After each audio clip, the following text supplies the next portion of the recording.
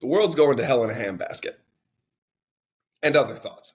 Hi, I'm Nick. This is 10 Minutes with Nick. And I was sitting here this morning on this Labor Day, doom scrolling through my phone, the addictive behavior where one scrolls beyond when one should. And I thought to myself, what a silly thing. What a silly thing I am doing and continue to do. And then I stumbled across a video that sparked today's podcast. If you're wondering, I am filming on a holiday. Why? Because it is Labor Day. And as a football coach once told me, on this day we shall labor. Now, in fairness, we were in high school, so I don't really know that we had the knowledge of Labor Day to really enjoy the fact that we got Labor Day off or really understand why we got Labor Day off. For those of you wondering, Labor Day is a celebration of unions. Now, opinions on unions left, right, or center, they were a watershed moment in workplace and workers' rights. So they are something we're celebrating. Although I think that kids who have just started school maybe don't need the extra day. Just my take. I'm sort of a jerk. Take it out on me, as the song goes. Anyway, so as I was doom scrolling my way through many a quaint and curious piece of forgotten internet lore, I felt something gently rapping at the foresight in my brain. I'm trying to do the Raven with Instagram. It's not working. I came across a video where somebody was crying on camera. It didn't matter the subject matter. The subject matter was, it was a trans couple, not a person that identified as a couple. Two individuals, both of whom were trans, coupled together at a gay bar. They had their drinks taken away because they had the audacity to declare themselves to the bartender that they were ladies. He wasn't having it. He kicked them out. I'm not going to comment on that situation. I don't know the situation, and quite honestly, it's not the point of the podcast. What I'm getting at is that she's going through this obviously very emotional situation, but she's going through it on camera. And if you're not sure what I'm talking about, you don't understand the problem with the internet today. It's why I did a podcast about why streaming culture and influencers are so stupid. Everything today has to happen through the lens of a camera. It just does. We have children who know their entire lives based on how they reference it to camera. They go through something they're proud of, something they're sad about, something. They talk to their camera. I'm talking to my camera. This is insane. But the things that bother, like the things that are really bugging me about it, right? Like, okay, you share something happy, fine, whatever. You share videos of your kids. I don't think your kids' faces should be on the internet, but I'm not a parent. So what right do I have to say anything about it? Well, I have a camera, so I have a right to say something, but don't take my opinion. But it's these moments where you share these sort of sad moments where you're like, oh, I feel so emotional about this right now, as though like you just had to rush home and turn your camera on and talk about how sad you are. Why? But why? What's the point?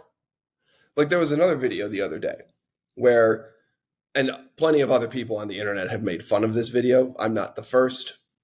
I don't know who to credit as the first, so I'm going to just continue on.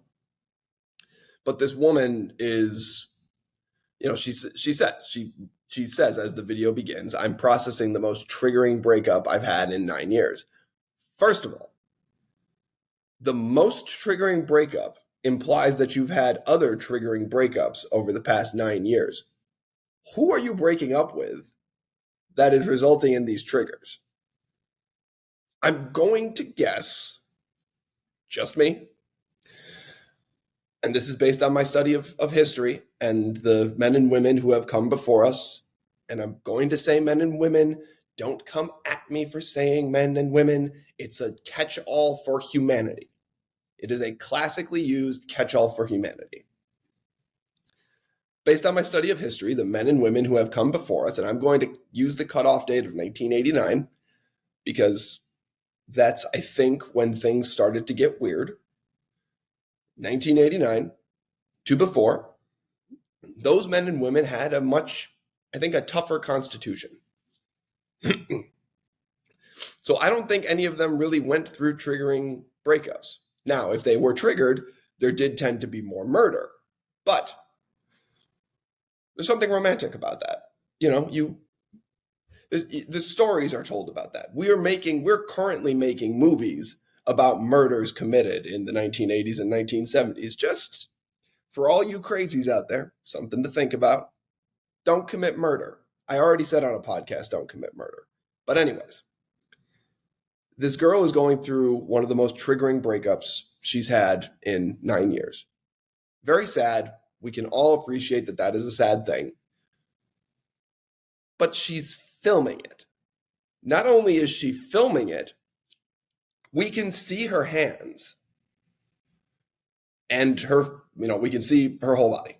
What that means is the camera's either on a tripod and you can see her clearly and brightly, so the lighting has clearly already been done, or somebody's filming her. What can we take from that? She went through the effort to set up a film set before processing this triggering breakup. I find that to be both disingenuous and attention grabby. And look, grabbing attention is not inherently in and of itself a bad thing. If it is your business to grab attention, then you have to find ways to do it. However, too many people on the internet think it is their job to grab attention. It is not your job. It might be your hobby. And if it is your hobby, find a new hobby. Please, for the love of God, find a new hobby. Because 90% of people who do it are not very good at it, because if you're grabbing somebody's attention, you should be enriching their life. Why do people pay you for things? Because you've enriched their life in some way, and they see the value in remunerating you for the enrichment their life has received. That's in any way, shape, or form, that's commerce. I may not get it, but if you've done something on the internet that enriches my life, cool. You processing your triggering breakup does not enrich my life. And if you convince my future children that it has enriched their life, I'm going to find you and I'm going to smack you, metaphorically. That's a waste of money. The fact that you spent time setting up the shot to process this triggering breakup, that was a waste of your time. Quite honestly, the fact that you could spend the time to set up the lights and the camera and then sit down and then immediately burst into tears, you have a talent sitting in there somewhere. I mean, that's Academy Award-winning acting. Like, you should go get an acting coach, get an agent, and try and find a job in the movie and film industry. Not in the OnlyFans industry. Don't go to that industry. People, stop going to the OnlyFans industry. I don't know who decided that was a good idea. I don't know who added that in. It was probably the same person who said it was acceptable to process your triggering breakups on the internet. There are industries that exist. There's plenty of jobs out there. Don't invent new jobs. We don't need new jobs right now. We need people to take the jobs that are already out there. Now, again, woman processing breakup, I apologize. I'm sure you're going through a very tough time. But in that tough time, you've shown a great adeptness for lights and camera work, and or convincing somebody to run the camera and the lights for you while you put on a decent performance. You've shown some talent, but that talent should not be in front of a camera on the internet. And ladies and gentlemen, the point of this whole podcast is stop processing your emotions online. Social media, use it for sharing stuff. If you want to be an influencer, find a way to use it that actually enriches someone's life. That can be through comedy, drama, whatever, but find a way to enrich people's lives. You'll have a better business model long term. I'll be less angry, and I won't rant at you next Labor Day. For the moment, that's all I have on the topic. I'm going to go enjoy Labor Day because I'm in a union that is currently on strike. So I have the time. I'm Nick. This is 10 Minutes with Nick. Like and subscribe, or don't. I guess I can't make you do either or. Come join me as I process my emotions about people processing their emotions. I'm Nick. This is 10 Minutes with Nick. Have a great day. Special bonus ending to 10 Minutes with Nick today. Like and subscribe, or don't. But if you don't like and subscribe, it will be the most triggering event I've had in the last 9 years, forcing me on camera upon the internet to do the thing of which I just decried. I will process my emotions in front of you. You will watch a grown man cry. All 20 of my current subscribers. Oddly enough, probably more. That might be the viral video that gets stuff.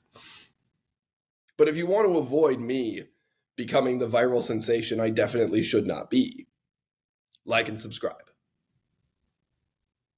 Or don't, and I'll process it painfully and on camera. I'm Nick.